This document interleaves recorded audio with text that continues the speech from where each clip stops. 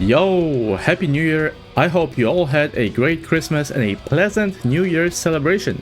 But now that it's 2026, it's time to get serious and welcome our near and dear friend Snow White.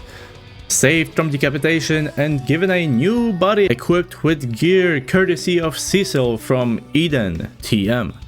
So let's get into this review. You know the deal. First we'll go over her kit and then her performance, and lastly my thoughts on the new Snow White. Let's go. First of the skills, 7 dwarves, 5 and 6. Now this one is a bit of a book in itself, so I'll try to simplify it as much as possible. So first off, we got the lock-on status, which is when charging a shot, Snow White marks one target every 0.2 seconds up to 5 targets, and this effect is reset when she takes a shot or takes cover. Then we got the auto fire ready, which while charging a shot loads ammo and increases the defense by 42%. Thirdly, while charging, she increases the damage taken of the enemies under lock-on status by 4.2% for 4 seconds. And lastly, while attacking with full charge, she deals 42% of her attack as damage to all enemies and an additional 105% to enemies under lock-on status. So given how all of these abilities activate, you will always want to do full charge shots. Now for skill 2, Shades of White. At the start of battle, her charge speed is locked in at 1.2 seconds, so charge speed buffers are going to be useless. Then, while doing full charge shots, she gains Pierce, and her attack goes up by almost 47%, and her damage to parts increases by 62%. Additionally, when entering full burst, her attack increases by another 74%, and when she uses her burst, her charge damage goes up by 528%, and sequential attack damage from skill 1 goes up by 158% for one shot. Now lastly, the burst skill, 7 dwarves, fully active. When she uses her burst, she gains attack damage buff of 84% and her charge damage increases to a locked in 3.2 seconds. Increases the max number of lock-on targets to 10 and increases the number of loaded ammo from skill 1 to 10 as well.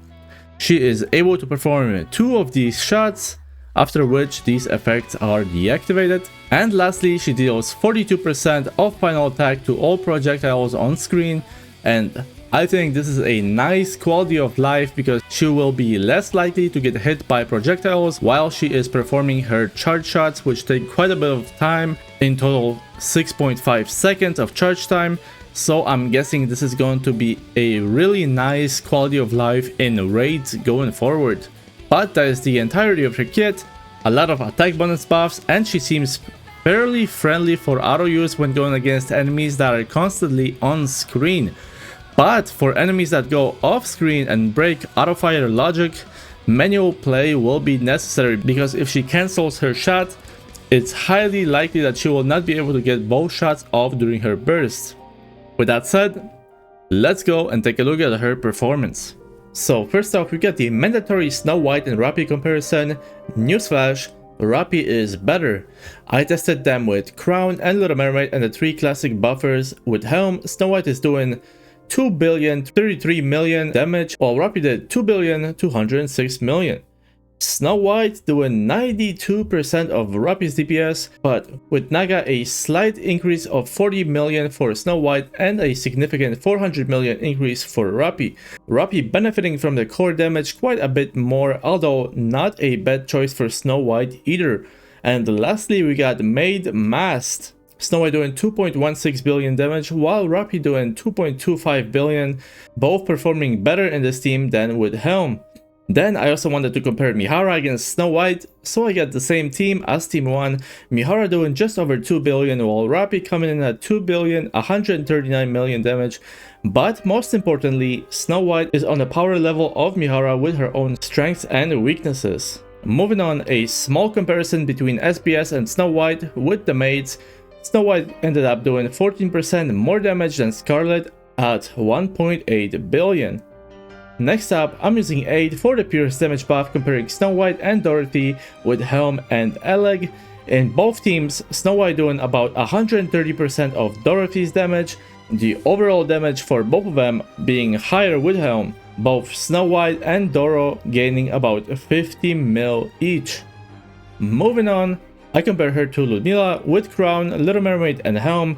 Snow White doing 2,320,000,000 damage, the highest so far, clearly benefiting from that damage taken buff, and Ludmilla doing 1.5 billion, Snow White doing 54% more. Then, with the same team, Dorothy did 1,688,000,000, whereas Snow White did about 300 mil less than with Ludmilla. And then I swapped out Helm for Delta, so you also get the healing and damage taken buff, and both Snow White and Doro performed about the same as with Helm. The difference between them being about 20-24% damage. And lastly, I tested both Snow Whites, the old one and the new one, in the Miranda team. So in Iron Week, the old Snow White did 2,526,000,000 damage, while the new Snow White in Water Week did 3,217,000,000 damage. So overall, it would seem that the new Snow White is quite a bit stronger than the old one. So there might be some potential in using the new Snow White in ways that's similar to the old one, and getting some good results, but we'll just have to see when the new solo raid drops. So that's about it for the testing. As far as the investment goes, going from 0 to 4, 4 to 7 and 7 to 10 respectively is a gain of 14%, 12% and 10% damage for skill 1, 10%, 11% and 10% damage for skill 2, and 2.3% damage gain across the board for the burst skill. So I would recommend going for 10 for skill 1, 10 for skill 2 and 7 to 10 for the burst skill, with priority going to skill 1, then skill 2 and lastly the burst skill. Don't forget also that skill 1 buffs the overall team damage due to the damage taken debuff for the enemies. And then last but not least, the overload lines. I'd recommend going for the elemental and attack as always, and then getting one roll of ammo. Additional charge damage and crit damage if intended to use with crit buffers will also be very nice. And with that, let's move on to my final thoughts. Overall, while Water Code has had a bunch of good DPS units for a while, Snow White power creeps them all. She raised the DPS ceiling by quite a bit, but the good thing is that she is not better than the top units right now, so the overall power creep ceiling stays the same for now.